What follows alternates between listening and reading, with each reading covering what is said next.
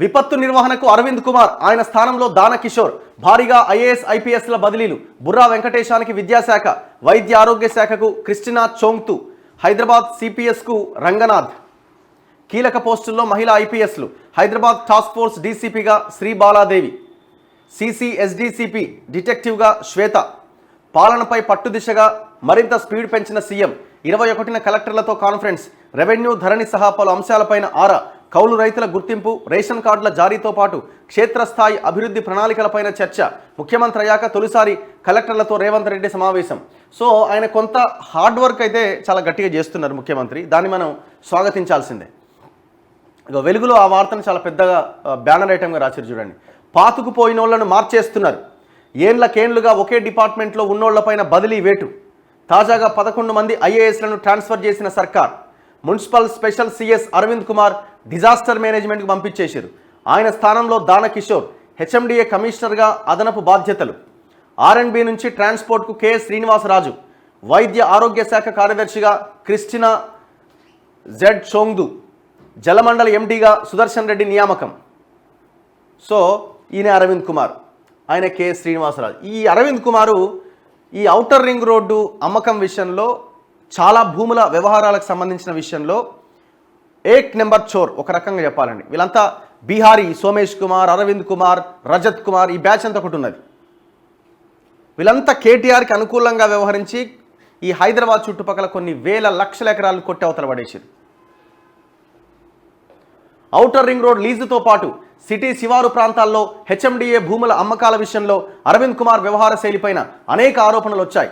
గతంలో ORR lease వ్యవహారాన్ని రేవంత్ రెడ్డి ప్రస్తావించిన, ఆర్టీఐ కింద సమాచారాన్ని కోరిన అరవింద్ కుమార్ ఆఫీసు నుంచి ఆశించిన స్థాయిలో రిప్లై రాలే. చివరకు రేవంత్ కోర్టుకెళ్లారు. ఈ వ్యవహారంలో రేవంత్కు హెచ్ఎండిఏ నోటీసులు కూడా పంపించింది.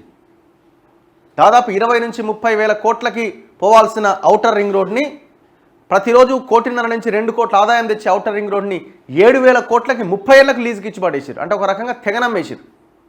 అందులో కీలక పాత్ర అరవింద్ కుమార్.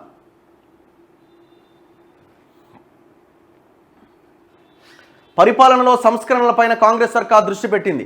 వివిధ శాఖల్లో ఏండ్లుకేండ్లుగా పాతుకుపోయిన ఐఏఎస్లను బదిలీ చేస్తున్నది. గత ప్రభుత్వంలో కీలక శాఖలు దక్కని, ఇన్నాళ్లు లూప్ లైన్లో ఉన్న అధికారులకు ముఖ్యమైన డిపార్ట్మెంట్లు అప్పగిస్తున్నది. ఈ క్రమంలో ఇటీవల కొంతమంది ఐఏఎస్లను బదిలీ చేసిన సర్కార్ ఇప్పుడు తాజాగా మరో 11 మందిని ట్రాన్స్ఫర్ చేసింది. ఈ మేరకు సీఎస్ శాంతికుమారి ఆదివారం ఉత్తర్వులు జారీ చేశారు. మాజీ మంత్రి కేటీఆర్కు సన్నిహితుడిగా పేరున్న అరవింద్ కుమార్ పైన బదిలీ వేటు వేశారు. ఈయన కొన్నేళ్లుగా municipal administration and urban development special chief సెక్రటరీగా, హెచ్ఎండిఏ కమిషనర్గా, మున్సిపల్ అడ్మినిస్ట్రేషన్ డైరెక్టర్ అండ్ కమిషనర్గా పనిచేస్తున్నారు. సో ఇట్లాంటి వాళ్ళని తీసి అవతల పడేసారు. సో కీలకంగా విద్యాశాఖ ముఖ్య కార్యదర్శిగా బుర్రా వెంకటేశం గారిని నియమించారు. ఇట్లాంటి ఆఫీసర్లను కేసీఆర్ మొత్తం లూప్ లైన్లో పడేసాడు. పని చేస్తారు కదా, పని చేయడం కాదు కదా, దోషిపెట్టాలా. గత బీఆర్ఎస్ ప్రభుత్వంలో కీలక శాఖలు దక్కని ఐఏఎస్లలో కొంతమందికి కాంగ్రెస్ ప్రభుత్వం ముఖ్యమైన డిపార్ట్మెంట్లు అప్పగించింది. ఎడ్యుకేషన్ ముఖ్య కార్యదర్శిగా బుర్రా వెంకటేశంను నియమించింది. ఆయనకు కళాశాల, సాంకేతిక విద్యాశాఖ కమిషనర్గా అదనపు బాధ్యతలు కూడా అప్పగించింది. అటవీ పర్యావరణ శాఖ ముఖ్య కార్యదర్శిగా వాణిప్రసాద్ను నియమించింది. ఆమెకు ఈపీటీఆర్ఐ డైరెక్టర్ జనరల్గా అదనపు బాధ్యతలు ఇచ్చింది. వైద్య ఆరోగ్య శాఖ కార్యదర్శిగా క్రిస్టినా, జలమండలి ఎండీగా సుదర్శన్ రెడ్డిని నియమించింది. అయితే సీఎంగా ప్రమాణం చేసిన వెంటనే సీఎంఓ ముఖ్య కార్యదర్శిగా శేషాద్రి, ఇంటెలిజెన్స్ చీఫ్గా శివధర్ రెడ్డిని రేవంత్ నియమించారు.